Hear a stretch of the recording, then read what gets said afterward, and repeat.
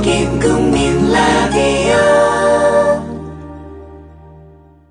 아직이란 말보단 이제는 이란 말로 더 나은 세상, 아름다운 생각 더해봐요. 민주노총과 함께 노동의 눈으로 세상을 보는 방송 노동과 세계 12월 20일 37번째 방송입니다. 어제 19일은 박근혜 대통령 당선 2년이 되는 날이었죠. 헌법재판소는 보란듯이 통합진보당 해산 결정을 해버렸습니다. 섬뜩한 당선 2주년 선물입니다. 기억하시나요? 2012년 12월 21일 새벽 박근혜 후보가 당선된 지 이틀 만에 한진중공업의 젊은 노동자 최강수 씨가 듣도 보도 못한 돈 168억 때문에 그리고 앞으로 5년을 버틸 자신이 없다며 스스로 목숨을 끊었습니다. 2년이 지난 지금 정리해고된 노동자들은 굴뚝에 오르고 비정규직 노동자들은 전광판에 올랐습니다.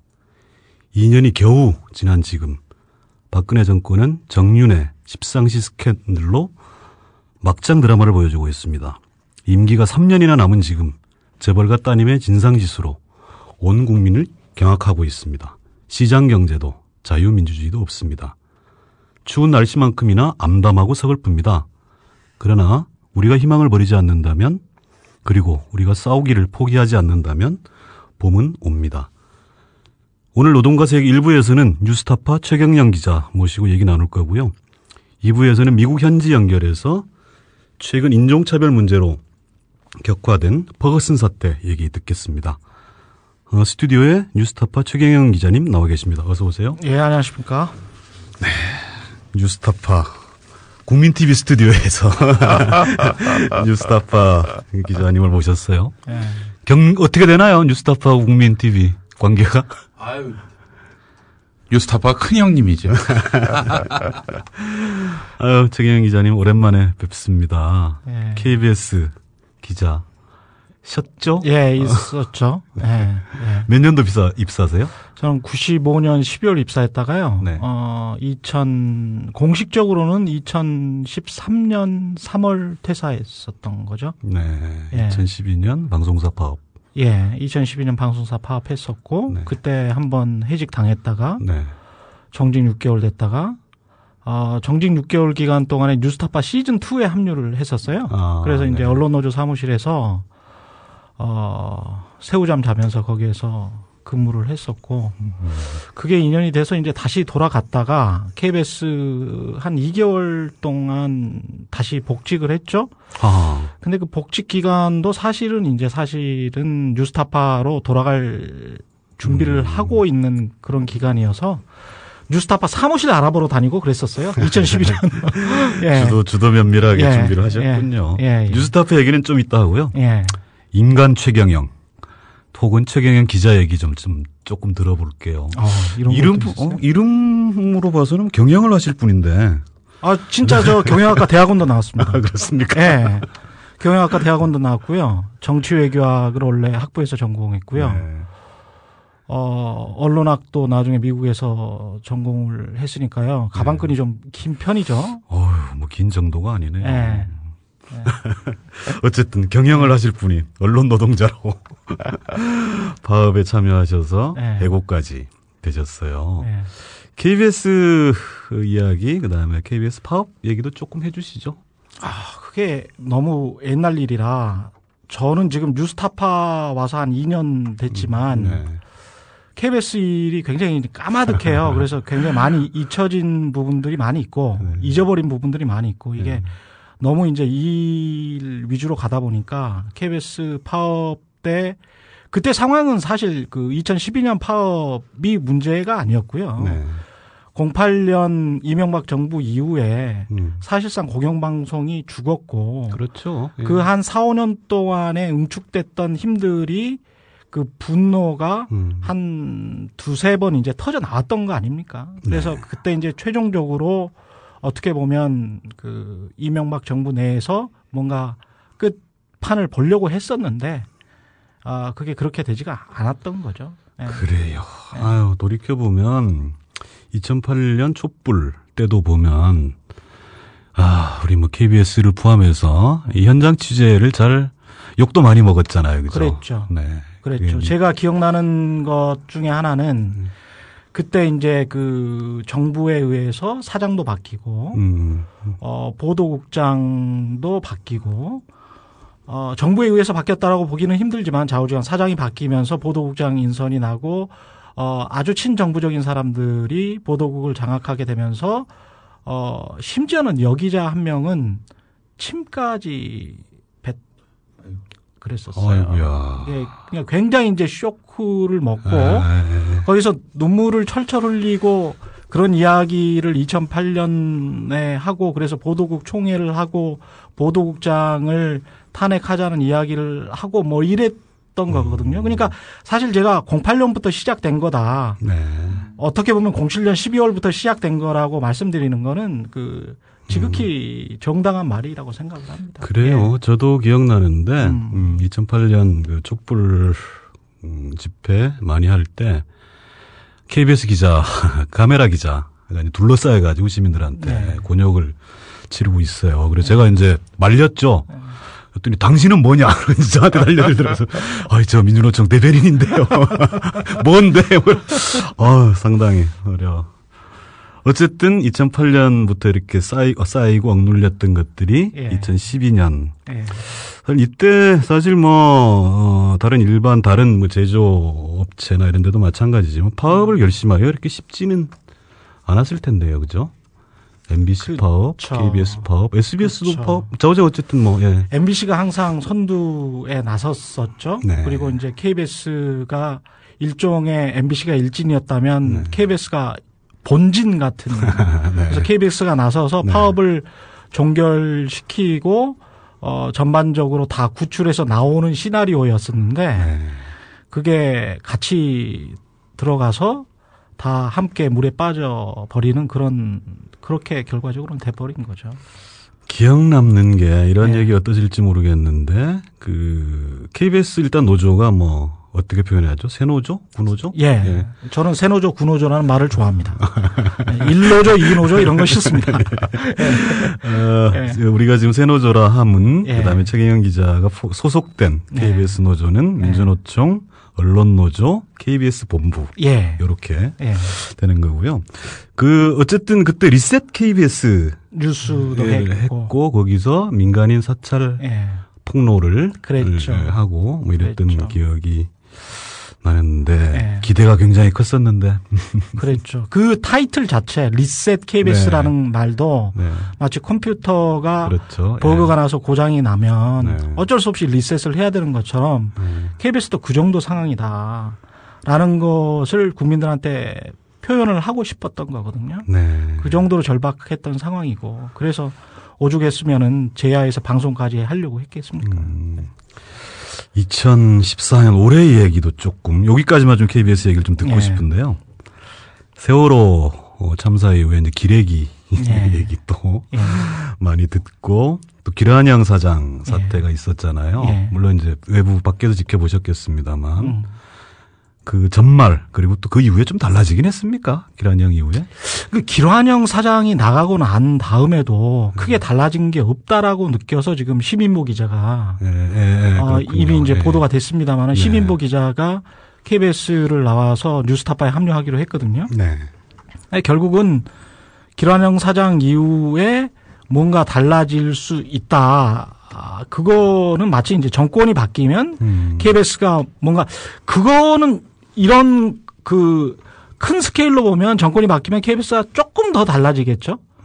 하지만 사장 하나 바뀌어가지고 정권이 바뀌지 않은 상태에서 사장 하나 바뀌어서 KBS가 구조적으로 달라질 수 있는 문제는 아니라고 보고요. 정권이 바뀐다고 하더라도 현재 KBS 구성원들의 문화와 조직 체계와 그다음에 정부를 바라보고 정부의 보도 자료를 위주로 이렇게 보도를 하는 그런 출입처 문화가 혁파되지 않으면 KBS가 진정한 공영방송으로 거듭날 길은 요원하다 그렇게 느끼는 거죠. 아이고. 어쨌든 KBS 지금 안에서도 새노조.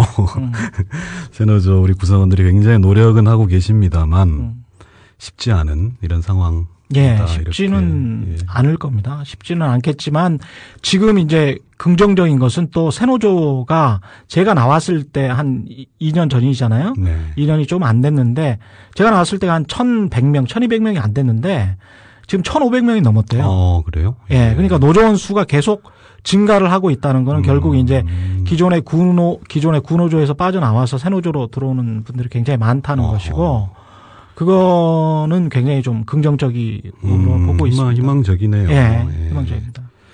뉴스타파 얘기를 이제 좀 듣고 싶습니다. 예. 뉴스타파. 정직 상태에서 이렇게 준비하셨다고요? 아니면? 정직 상태에서 이제 뉴스타파가 시즌 1, 시즌 2, 지금 이제 시즌 3자 이제 뉴스타파가 완전히 질적으로 변모한 것이고요. 지금부터는 시즌이라는 이야기를 할 수가 없죠. 왜냐면은 이제 영속적인 어떤 기구나 기관으로 우리가 가려고 생각을 하고 있으니까요. 근데 시즌 1 때는 노정면 선배가 주로 하셨었고 시즌 2 때는 이근행 PD, 저 박중석 기자 이런 사람들이 주로 했었죠. 그리고 시즌 이제 3 이제 제대로 되면서부터는 지금 한 30여 명의 기자와 스태프들이 일을 하고 있습니다. 그러게요. 상당히. 그 얘기도 좀 이따 들어보고. 뉴스타파, 이걸 뭐라고, 네이밍이라고 그러나요? 이름 짓기. 이것도 상당한 에피소드나 비하인드 스토리가 있었을 것 같은데. 왜 뉴스타파인가? 그때 그 사람들의 많은 아이디어가 있었는데, 그리고 그 공모를 받았었고요.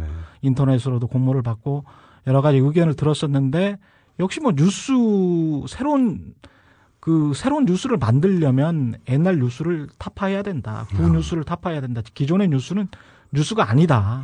진짜 새로운 뉴스를 정립하자. 그래서 그에 앞서서는 역시 구뉴스를 타파하자. 이게 이제 뉴스 타파인 거죠. 어떻게 보면 이제 정반합 같은 겁니다. 어쨌든 뉴스타파 멋있습니다. 사실은 저도 이제 이때 한 입을 보탰는데 MBC 박대웅 기자가 이제 이걸 준비한다 이런 얘기를 술 먹다가 물어보면 뭐가 좋겠냐고 이름이. 저는 아주 단호하게 잘린 뉴스. 기존 매체에서 잘린 사람들이 또 기존 매체에 다루지 않는 뉴스를 우리는 한다. 잘린 뉴스로 가자. 이러는데 생각해 보니까 좀 싸구려 냄새가 나서 뉴스타파가 훨씬 품격 있고 그런 것 같아요. 이 탐사 저널리즘이라는 거를 표방하고 있잖아요. 예, 뉴스타파는 그렇죠. 이게 근데 어쨌든 이걸 대한 매체라고 하나요? 독립 언론 이렇게 쉽지 않을 텐데. 근데 또 구성원들은 진짜 어마어마한 분들이. 지금 20년 안팎 기자들이 거의 10명 가까우니까요.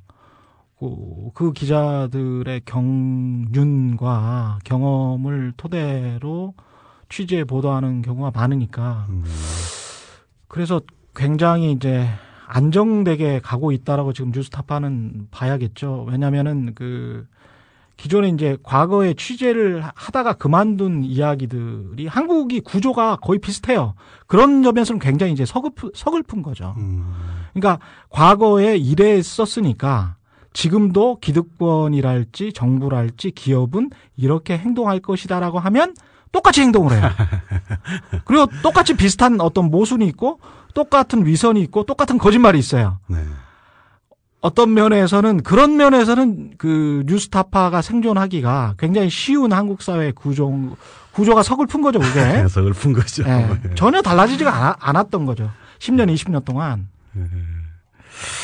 이게 그냥 일반적인 궁금증인데, 참, 그 얘기 조금만 더 듣고 싶은데, 이 뉴스타파 구성원들은 구성원들 그 자체가 스토리들이 다들 있으시더라고요. 그러니까 최승호 PD 같은 분들. 그렇죠. 모르는 사람이 없잖아요. 그렇죠. 그다음에 아까 박대웅 기자 얘기했습니다만, 왜 멀쩡한 직장 때려치고. MBC 때려치고 나오고. 때려치고 나오고. 또 아까 KBS의. 시민보 기자도 시민보 기자도 그러시고. 우리 또 최 기자님도 세상이 다 아는. 그리고 나서 이제 일반적인 궁금증이 이게 수익 구조라고 운영이 돼야 되잖아요. 그렇죠. 이런 것들을 어떻게 해야 되나요? 저희는 후원 회원들의 회비 기부, 일종의 기부인 것이죠. 그걸로 운영이 되고요. 다른 것은 전혀 없습니다. 그러니까요. 예.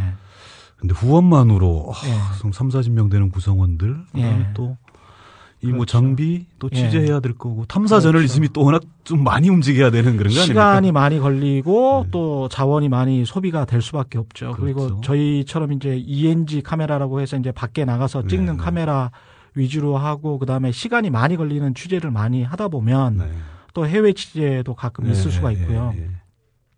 조금 좀 깊이 있는 취재 욕심을 내다 보면 돈이 많이 들 수밖에 없는데 아무래도 이제 그 3만 5천 명의 회원이라는 것도 전무후무한 거거든요. 그렇죠. 예. 그게 어떤 의미에서는 미국이나 다른 선진국이면 가령 비영리 독립 그 언론이 있긴 있지 않습니까? 근데 네.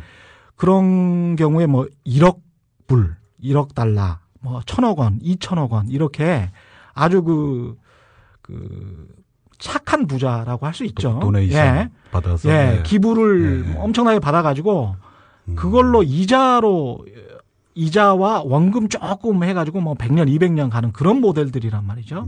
그게 뭐 한 달에 뭐 1년에 뭐 한 3, 40억씩 쓰면서 또는 100억씩 쓰면서 좀 큰 기관 같은 경우는 CIR 같은 경우는 한 100억씩 쓸 겁니다. 지금 1년 예산이. 근데 100억, 200억씩 쓰면서 그렇게 갈 수 있는 거는 밑바탕에 자기 자본이 엄청난 거예요. 엄청나게 많은 그 수천억 원의 그 기부금이 쌓여 있는 건데 저희 같은 경우는 어떻게 보면 하루하루 연명해 가야 되는 한 달 연명해 가야 되는 그런 상황이잖아요. 그러니까 그런 의미에서는 굉장히 불안한 구조기는 하지만 또 굉장히 또 의미가 있는 구조죠. 저희들이 열심히 노력하지 않으면 그만큼 또 회원들이 실망하실 테고 새로운 회원도 들어오지를 못할 테고 뭐 이러기 때문에 어떻게 보면 채찍질도 될 수 있는 그런 구조라고 생각을 합니다.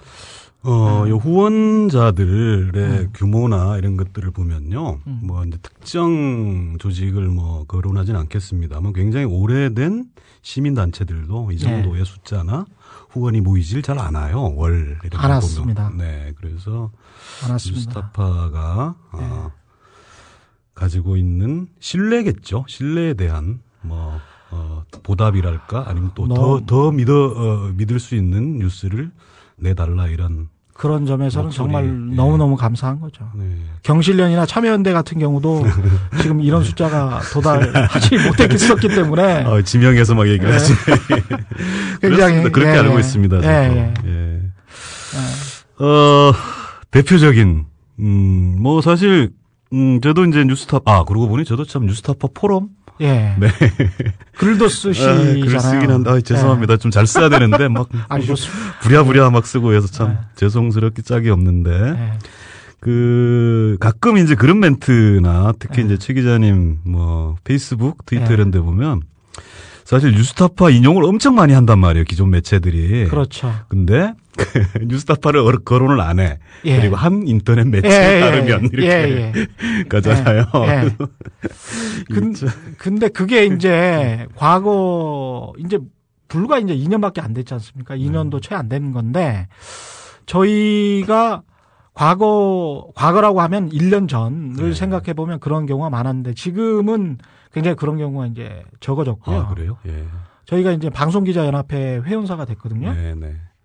이게 갖는 의미는 굉장히 남다릅니다. 왜냐하면 방송기자연합회에는 종편이 없습니다. 아, 그렇군요. 심지어는 JTBC도 들어가 있지 않습니다. 네. 그거는 저희가 그 인정을 받았다는 동료들로부터 기자 세계로부터 인정을 받았다는 의미이기 때문에 방송기자연합회에 지난 6월부터 지금 들어가 있거든요. 네. 그래서 회원사로 들어가 있는 그런 점들이나 할지 이런 것들이 결국은 대중들한테도 이른바 대중들한테도 신뢰를 받고 있지만 같은 업자들 같은 업자들도 저기에서 나오면 뭔가 팩트가 확실하구나 라는 그런 신뢰가 있는 것이죠. 그래서 회원사로 1년여 만에 그 가입을 할 수 있었다는 거는 굉장히 큰 성과라고 볼 수 있습니다. 그런 게. 예. 어쨌든 뭐 저 같은 일반인 전문가가 아닌 입장에서 보면 예를 들어 그 공중파 기자로서 뭐라 그러죠? 뭐 지금까지 KBS 누구였습니다. 예. 이게 이제 상당한 이제 자기 자부심과 더불어 예. 이 큰 의미를 가지는 거라면 예컨대 공중파에서 뉴스타파에 따르면 이렇게 예. 보도하는 것도 그러니까 굉장하죠. 동업자의 진짜 좀 그 상도위 아닌가요? 상도위? 아, 그렇죠. 그런 점에서는 그렇죠. 근데 이제 저희들 욕심, 개개인들의 뉴스타파 기자들 아까 말씀하셨지만 개인적으로 경력들이 20년 안팎들이기 때문에 뉴스타파에 따르면이라고 나오는 것도 좋아하지만 그러니까, 예. YTN이든 KBS든 MBC든 어떤 브랜드 네임에 숨어 살거나 그런 신뢰, 거기가 가지고 있는 가짜의 신뢰에 자기를 의탁하고 싶지 않았던 사람들이 온 거거든요. 그래서 나름대로 뉴스타파라는 그 가치가 어떻게 보면 각 개개인의 가치, 우리 노동의 가치가 합쳐진 총합적인 거라고 저는 생각을 하기 때문에 그런 의미에서 다른 기자들이나 뭐 PD들이 뉴스타파 기자나 PD들의 노동을 좀 인정해주는 방향으로 지금 계속 가고 있다.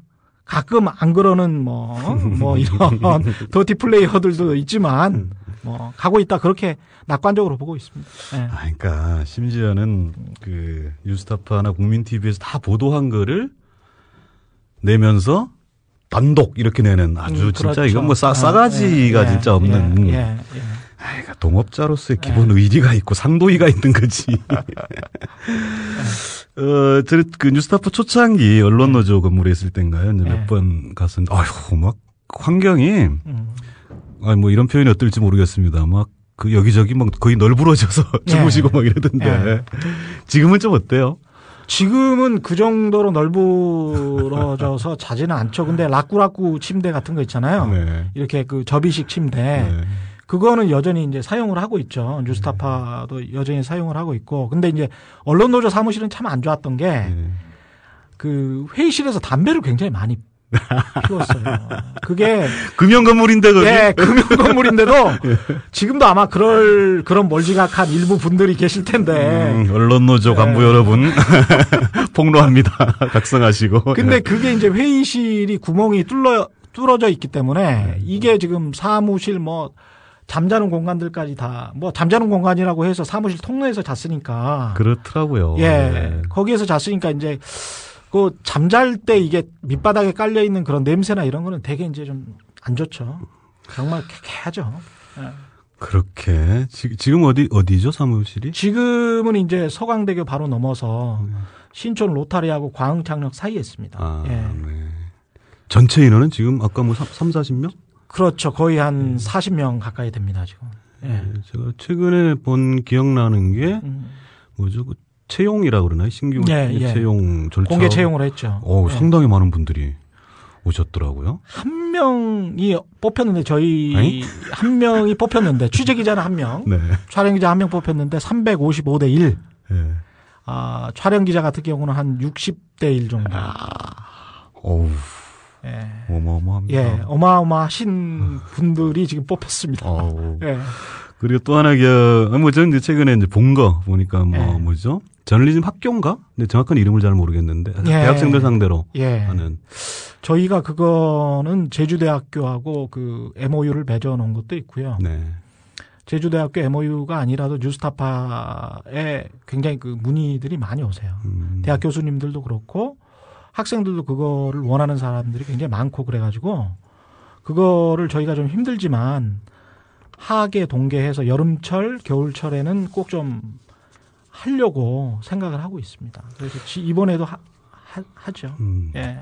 일종의 아카데미입니다. 근데 제가 또 이름 얘기하기 뭐합니다만 꽤 유명한 모 기자님께서 트위터에다가 아니 왜 대학생들만 대상으로 하냐 현직 언론인도 끼워주라 뭐 이런 고재일 기자.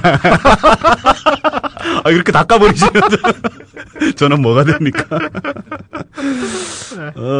뉴스타파가 농담으로 그러셨겠죠. 뉴스타파가 대박 낸 뭐라 그러죠? 아이템 이런 것들 좀 설명 다 아실 테니까 설명해. 처음에 저희가 이제 2013년 새롭게 뉴스타파가 들어와서 모두가 다 아는 특종이라고 하는 거는 이제 국정원 댓글 사건이었죠. 네. 국정원 댓글 사건을 과학적으로 증명을 해냈고 그거는 그걸 증명해낸 기자는 이제 최기훈 기자인데 지금 EP를 맡고 있는 YTN 출신의 최기훈 기자가 정말 밤을 수많은 밤을 새가며 어떤 그 국정원 직원으로 추정되는 계정들을 찾아냈고 결국은 그 국정원 직원의 이름까지 그렇죠. 확인을 해서 예. 보도를 한 거죠. 그게 이제 거의 1년 내내 간 거죠. 예. 그래서 사실은 그 대단한 겁니다. 그러니까 트위터에 수백만 건의 트위터를 바탕으로 해서 한 10개 그룹을 나누고 그 10개 그룹을 찾아내서 국정원과의 연계 가능성을 확증적으로 과학적으로 증명을 했고 결국은 계속 오리발을 내비니까 바로 너지라고 하면서 국정원 직원의 이름까지 찾아내버린 그런 상황이었죠. 그죠? 검찰은 뭘 수사했을까요? 뉴스타파는 밝혀냈는데. 그때 최기훈 기자, 조현미 기자 이런 분들 하실 때 저희들도 사실은 좀 도움을 받긴 했어요. 왜냐하면 이제 그 민주노총을 씹는 전혀 댓글로 그렇죠. 종북 빨갱이 그렇죠. 딱지 붙이기. 좀 사법적 대응을 할까 하다가 이제 그러긴 했는데 어쨌든 저희들 상당한 도움을 받았다 이런 게 있고 조세 도피 피난 조세 피난처 조세 도피처 회피처 어떤 이름이든 간에 그거 같은 경우는 이제 뉴스타파의 네트워크를 상징적으로 보여준 보도라고 할 수 있는데요. 국제 탐사 보도 언론인 협회 ICIJ가 이 호주 기자 한 사람이 이거를 빼낸 것이죠. 그런 또.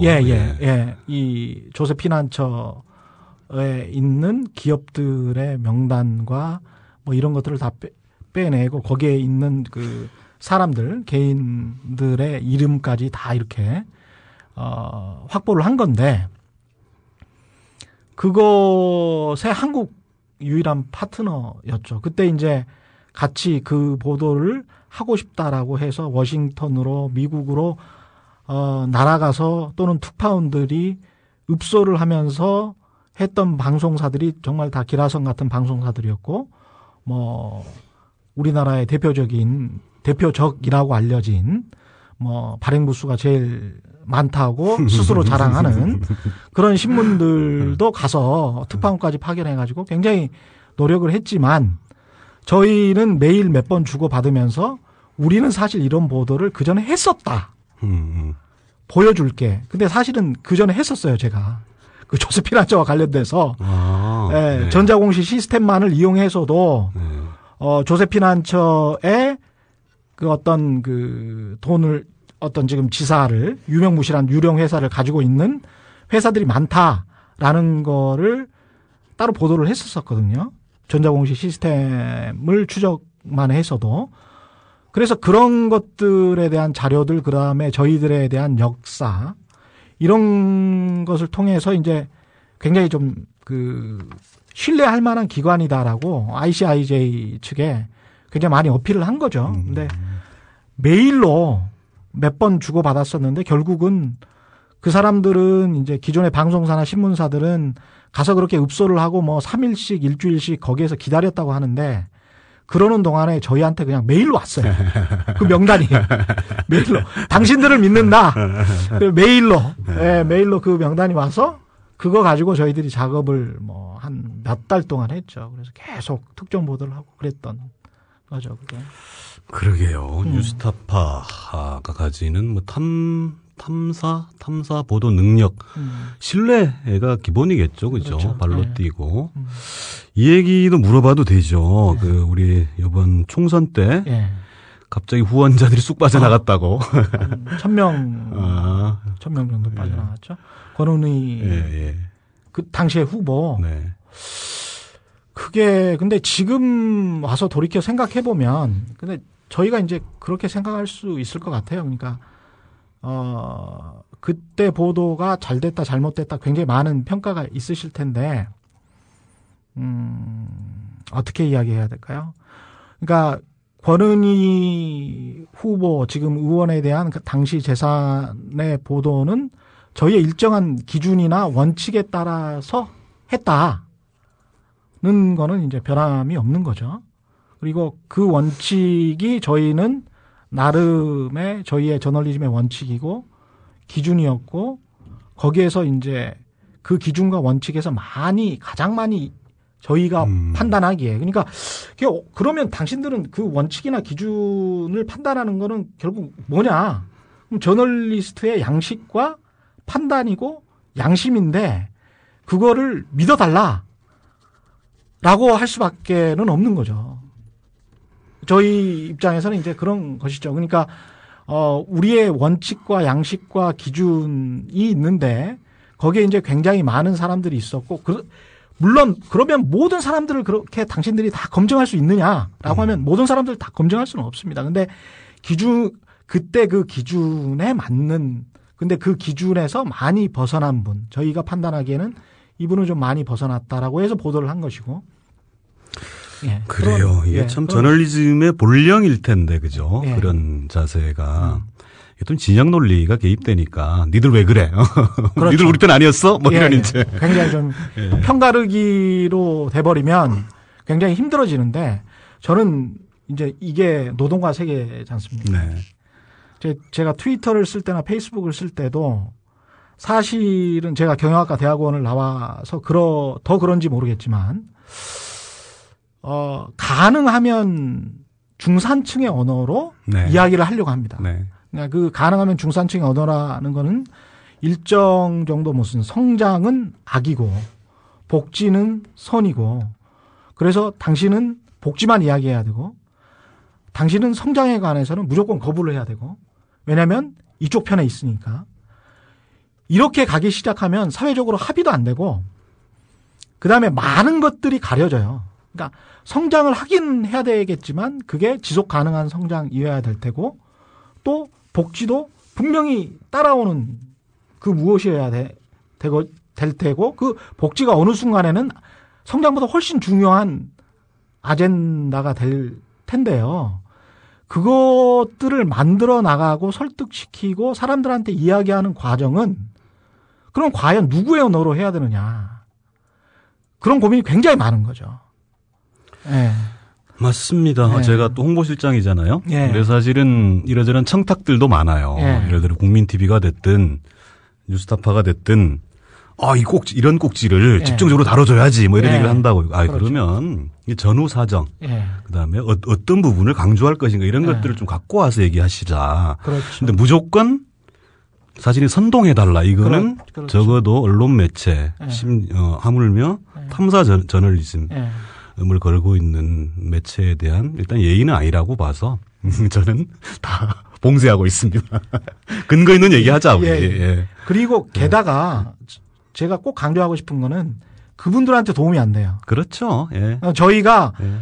쌍차의 노동자들에 관해서 정말 좋은 보도, 애정어린 보도를 하고 싶으면 저희가 그만큼 발로 뛰어서 가려져 있는 팩트 그리고 그 알려지지 않은 사실을 어떻게든 발굴해서 그걸로 그 권력에 감추려고 하는 것들 또는 가지고 있는 사람들이 그것을 주도하고 있는 경영자들이 감추려고 하는 뭔가를 찾아내주고 그런 역할을 해야 결국 그 노동자들한테 도움이 되고 사회적 약자를 도와줄 수 있는 것이지 단순히 그들의 스피커 역할 또는 그들의 어떤 그 앰프의 역할만을 한다면 그게 과연 물론 그 역할도 있어야 되겠죠. 그 역할도 있어야 되겠지만 결정적인 도움은 안 될 거다. 저는 그런 생각을 굉장히 많이 가지고 있거든요. 그래서 그 굉장히 신중하게 접근을 하면서도 마음속으로는 항상 그런 마음을 가지고 있다.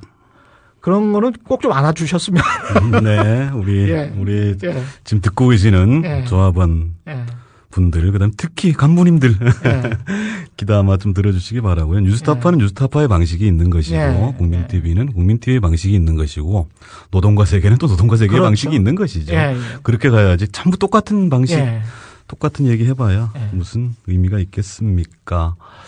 2015년 뉴스타파, 뭐 구상 이런 것 좀 얘기해 주실 수 있으신가요? 그건 김용진 대표가 이야기해야 되는데. 아니면 최 기자님의 포부. 2015년 저는 굉장히 좀 구조적인 문제 있지 않습니까? 그러니까 제가 지금 요새 관심을 갖는 문제는 탈법이나 불법, 그러니까 확실한 불법이나 부패, 부정부패 이런 것만이 탐사보도의 영역이라고 생각하지는 않거든요. 네.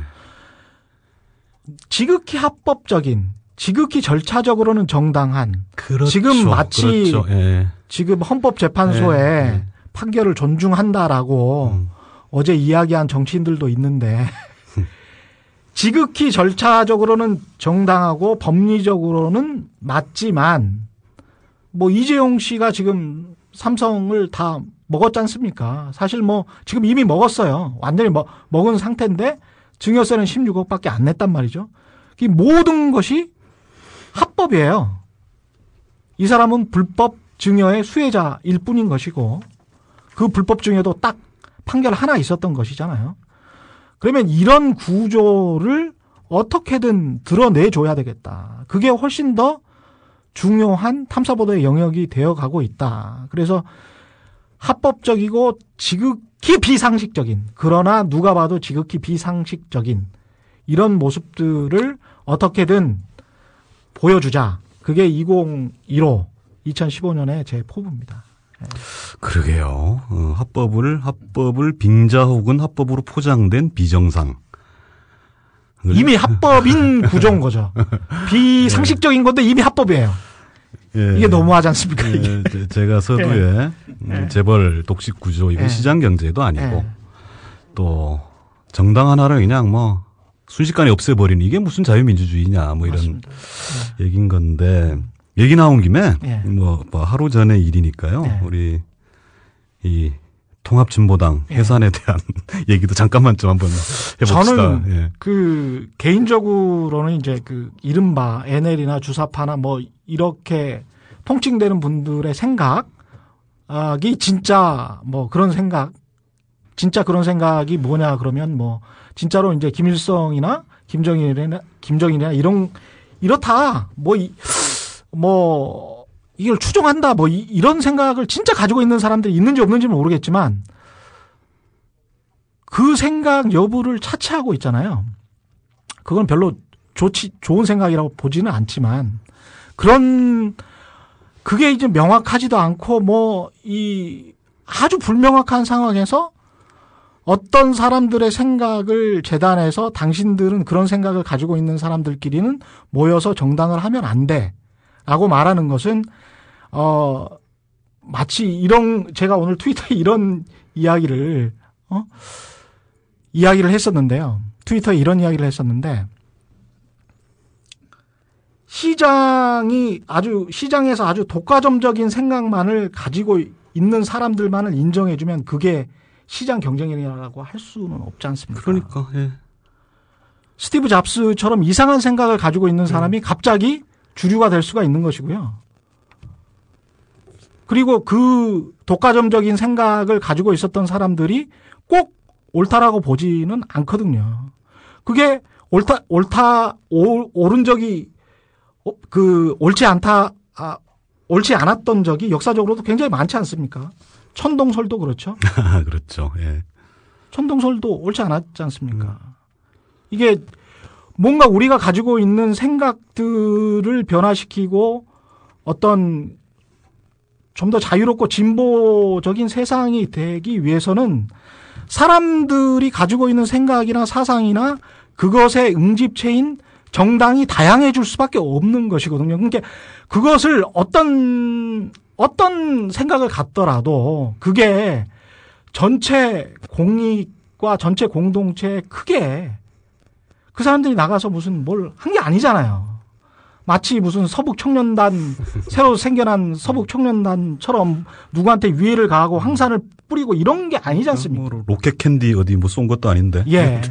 그냥 폭탄 던지고 뭐 이런 게 아니잖아요. 그러게 말입니다. 나치 같은 무리들이 아니잖아요. 그러니까 그런 걸 생각해 보면 정말 황당한 판결인 거죠, 이게. 말이 안 되는 거죠.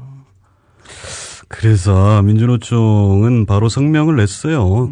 지금 헌법재판소의 법리라면 민주노총도 해산해야 마땅하니 차라리 우리를 해산하라. 뭐 이런 이제 성명을 냈는데 헌법재판소가 87년 6월 항쟁의 결과로 만들어진 현행헌법에 의해서 그렇죠.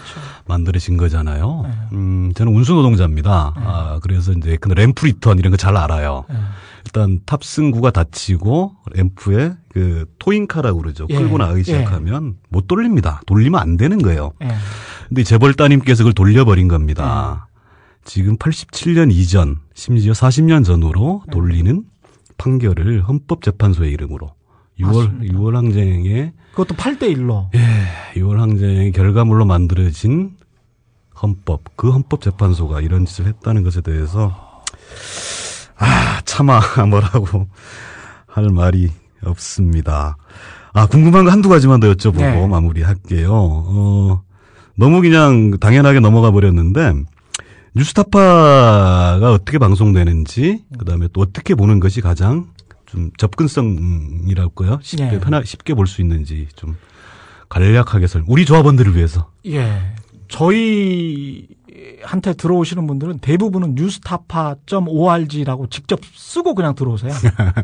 근데 네이버든 뭐 다음이든 구글이든 저희가 기사 검색 제휴가 지금 다 돼 있거든요. 네네. 예. 그래서 뉴스타파라고 포털에 아무 포털이나 하시면 뭐 네이버든 네이트든 뭐 다 돼 있으니까 아주 쉽게 찾으실 수가 있고요.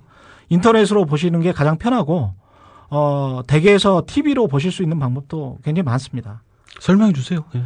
저희 같은 경우에 저 같은 경우는 이제 IPTV를 보고 있거든요. 네네. IPTV에서 음성 검색 기능을 누르십시오. 네. 음성 검색을 누르면 우리 집 IPTV가 아니라 가지고 어쨌든 설명해 주십시오. 그러면 뭐 뉴스타파라고 하면 네. 바로 그냥 유튜브에 뉴스타파가 나옵니다. 네. 예. 그렇게 할 수도 있고요. 그 스카이라이프를 통해서 531번 네. 뉴스타파 채널이 지금 RTV를 통해서 뉴스타파가 나오고 있죠. 예. 그래요. 그러니까 뉴스타파가 굉장히 다양한 방식으로 뭐라 그러죠? 일반인들이 접근하는 그런 시스템들을 잘 갖춰 놓으신 것 같긴 하더라고요. 예.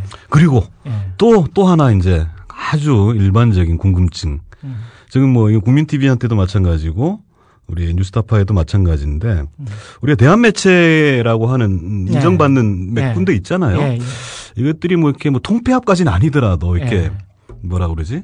이렇게 좀 공조할 수 있는 그런 뭐 방법은 없는 건가? 뭐 이런 질문들을 많이 하시더라고요. 그거는 좀 시간이 한참 흘러야 될 것 같아요. 제가 생각하기에는. 그러니까 지금 현재 2년 정도 돼가지고 셋업도 지금 제대로 완벽하게 돼 있지가 않고 제가 보기에는 KBS나 MBC 정도의 셋업이 되려면 안에서 보도국의 정보 게시판이랄지 어떤 소프트웨어 따로 쓰는 그 소프트웨어가 있어야 되고요. 그걸 통해서 어떤 굳건한 뉴스의 어떤 그 진지 같은 게 구축이 된 다음에 그 다음에 이제 서로 간에 그 어떤 정보 교환도 할 수 있고 뭐 이럴 것 같은데요. 거기까지 가기 위해서는 지금 한참. 그렇겠네요. 한참의 시간이 걸릴 것 같습니다. 그래요. 저도 뭐, 느닷없이 이 팟캐스트 방송이라는 걸 진행한 지 한 6, 7개월 되다 보니까 조금 알겠어요. 이게 하루아침에 되는 게 아니구나. 이런 생각이 들고, 우리 김용민 PD님도 지난번에 우리 재방송에 출연해가지고, 이게 그 연륜이 쌓이고 해야 생방송 이런 것들도 자리가 잡히고 하는 것이다 이런 말씀을 하시더라고요. 근데 사실 이렇게 그 변별 뭐라 그러죠? 그러니까 좀 마음이 급한 분들이 많아요. 그래서 빨리 좀 어떻게 좀 거기서 거기 같은 데 어떻게 해보지 뭐 이런 이제 얘기도 하시니까 좀 그 정도 궁금증이었다 이렇게 좀. 근데 위험 요소도 있어요. 합쳐서 한꺼번에 망할 수도 있어요. 위험을 분산, 해치라고 하죠. 위험 분산 차원에서도 굉장히 지금은 아직 병아리들이기 때문에 뭔가 하늘을 난 다음에 하늘 위에서 손을 잡는 게 낫죠. 확 이해가 됩니다. 자, 이게 우리도 시간이 정해진 방송이어서요. 마지막으로 혹시 못하신 얘기 있으면 강조해 주시고 마무리하겠습니다. 국민 TV 스튜디오에 처음 왔는데 와서 반가웠고요. 너무 진행 잘하시는데. 그렇습니까? 아유, 고맙습니다. 예, 고맙습니다. 예. 네, 지금까지 최경영 기자님 모시고 말씀 나눴습니다. 고맙습니다. 예, 고맙습니다. 네. 예.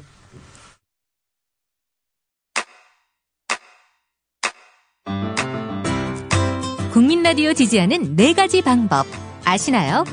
다운로드하기, 별점 주기, 댓글 달기, 구독하기. 국민 라디오를 보다 많은 이들에게 전할 수 있는 가장 손쉬운 방법. 다운로드하기, 별점 주기, 댓글 달기, 구독하기. 잊지 마세요. 다운로드하기, 별점 주기, 댓글 달기, 구독하기.